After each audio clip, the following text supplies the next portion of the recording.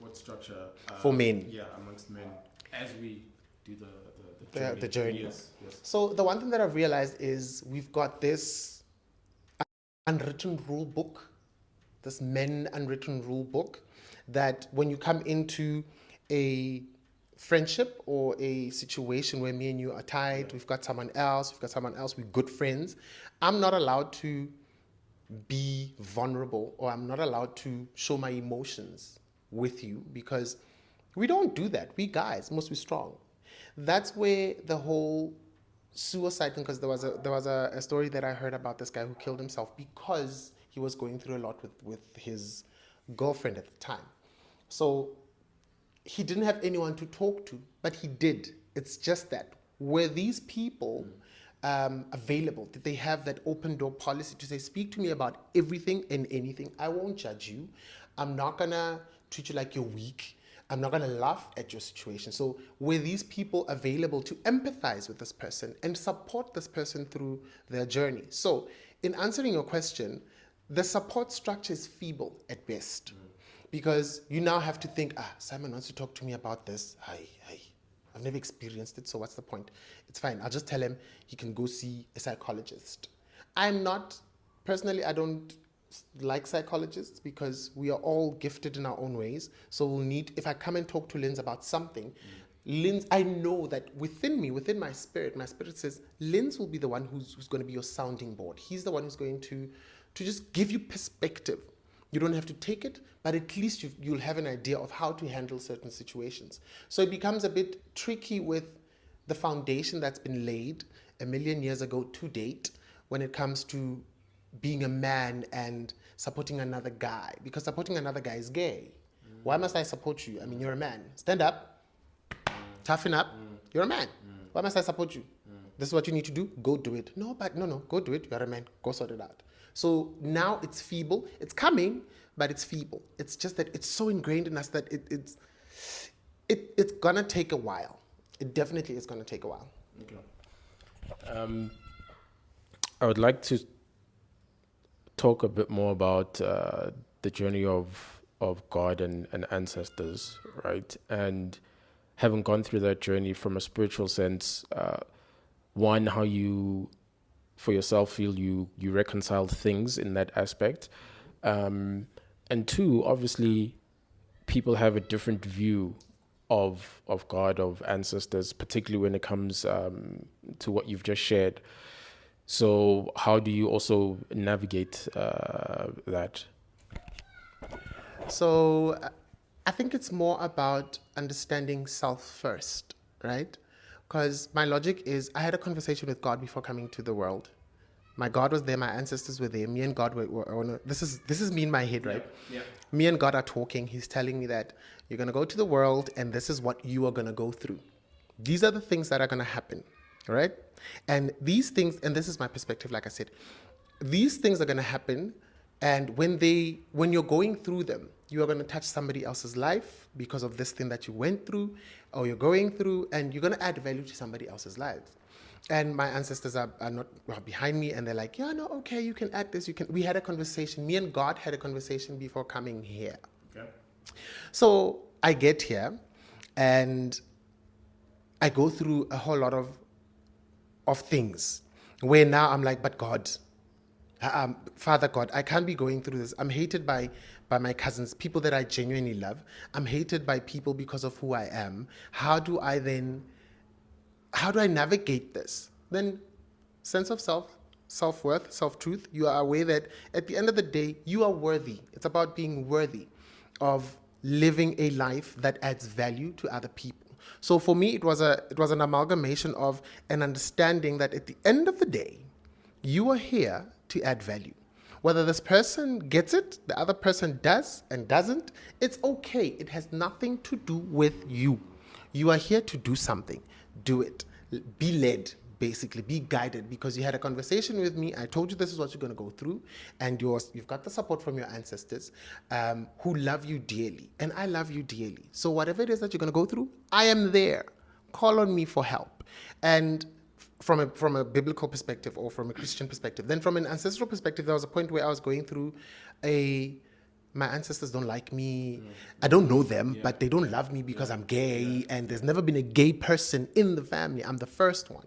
So, which is unique because I'm the first gay guy, right? So it's like they don't love me. Then I remembered that you had a conversation with God and them. They now need to just show you that we love you regardless. Right. And from that love stems your happiness, your joy. Then you are now able to add value in other people's lives and add value to your own life because you understand that we love you regardless. It's about love, nothing else.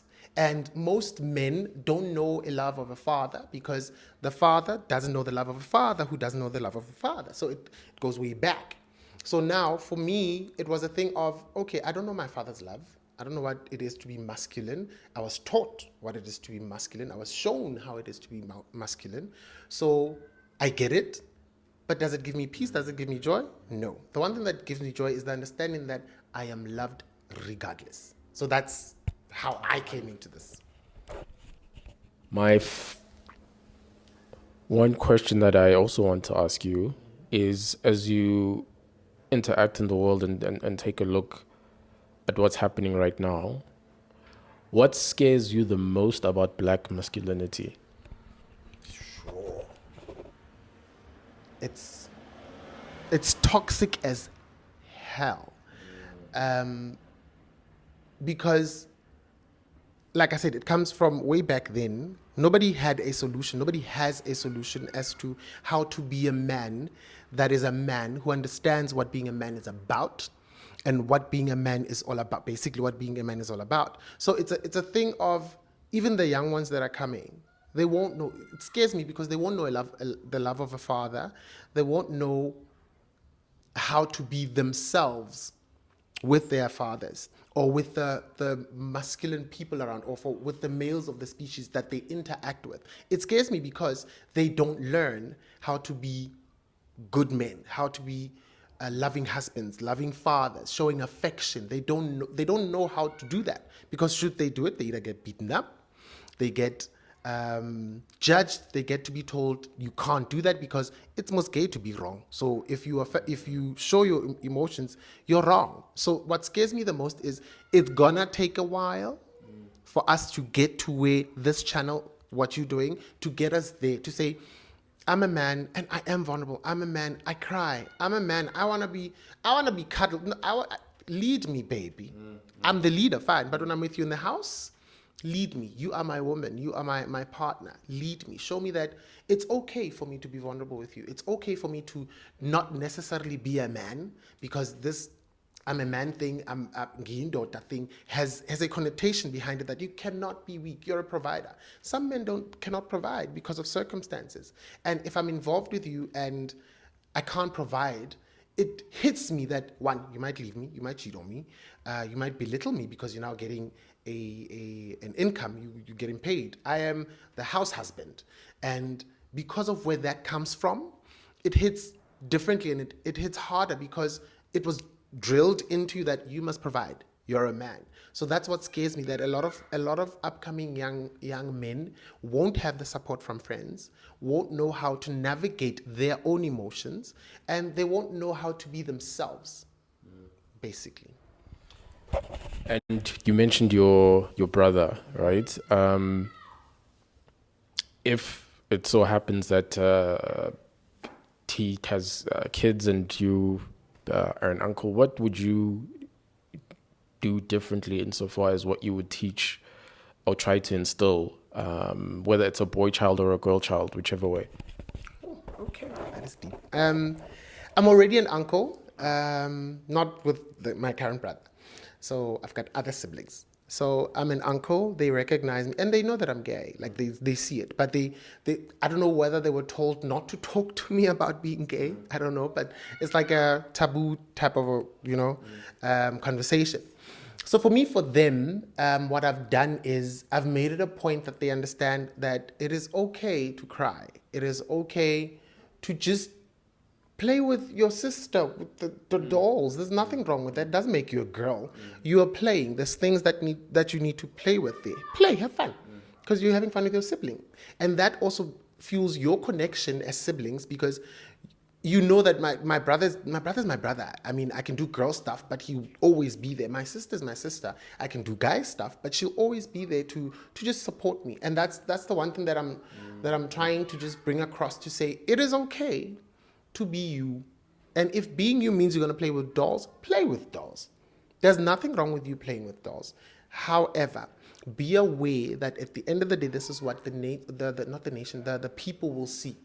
They will label you, give you labels, but that has got nothing to do with you. You know who you are. You know how you were raised. You know that we love you. Whatever it is, if you've got an issue, come talk to us. If you can't talk to your dad, I'm here. I'm the eldest. So being the eldest, I will be making sure that he gets to know it from your perspective as well as mine, because you've opened up to me to say, this is what I'm going through. So yeah. Okay. Yeah. Thank you so much for your time, Simon. You're welcome. For your dropping your pearls of wisdom, as you always do. And look forward to having you again on the show sometime. Forward to that too. And we out. Amazing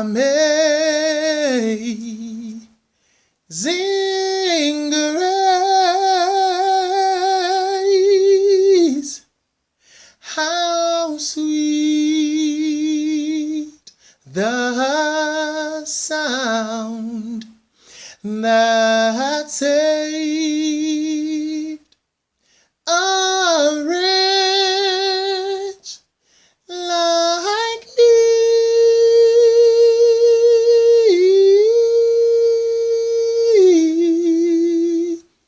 I once was lost, but now I am found. Was blind, but now I see.